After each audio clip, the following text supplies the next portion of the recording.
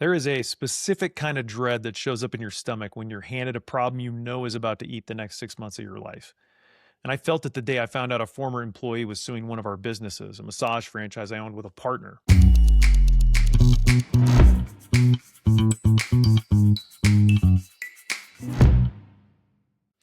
And the thing is, the suit wasn't even over anything we'd done. It was over something that happened with another employee. And I remember thinking, I hate this.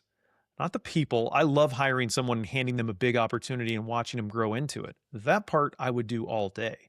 I mean the rest of it.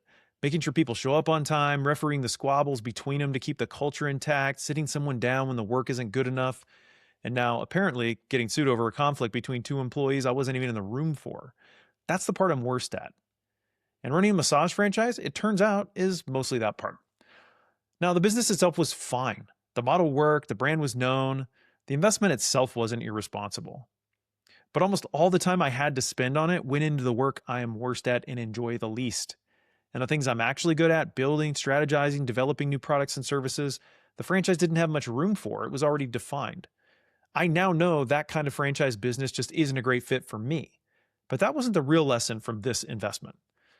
I have spent lots of time over the years obsessing about the differentiated value of businesses I've owned. And I'm really proud of the ones we've locked in with Guidant. Guidance, which is about helping our clients see around corners. Effort, which is about taking paperwork off of our clients' plates. And trust, which is about delivering accurately, but also owning our mistakes when we make one. We spent a lot of time thinking about what made us different as a company to come up with those. And clarifying them has helped us lean into what to say yes to and what to say no to. But I'd never considered taking that same logic to my choice of a business. That was until I was talking with one of our customers, James Kellas. Now, James spent about 20 years in technology. He worked at PayPal early and then LinkedIn. And what he figured out about himself was that he was good at two things in particular: digital marketing and just technology in general, using it to improve processes. So when he went looking for a business to buy, he didn't go looking for the most exciting business he could find. He went hunting for a boring one with a twist.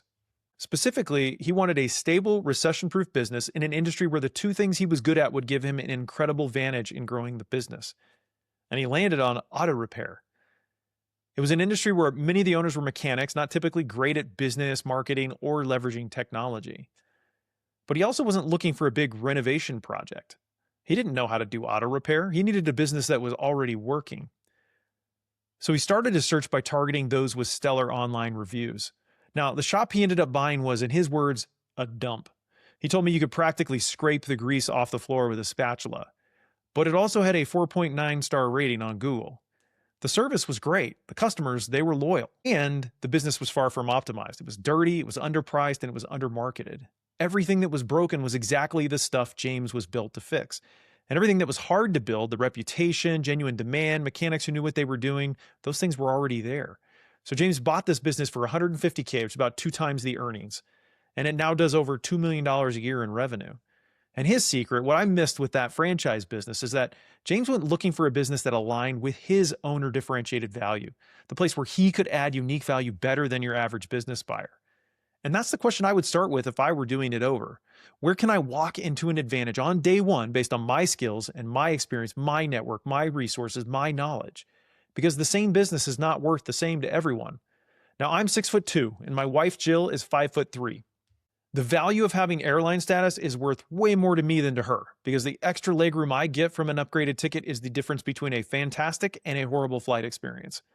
And businesses work the same way. A business is worth more in the hands of an owner whose strengths are exactly the thing that business is missing. James Kellas could have paid 3 times what he did for that business, and it still would have been a great deal for him because he was so well positioned to grow it.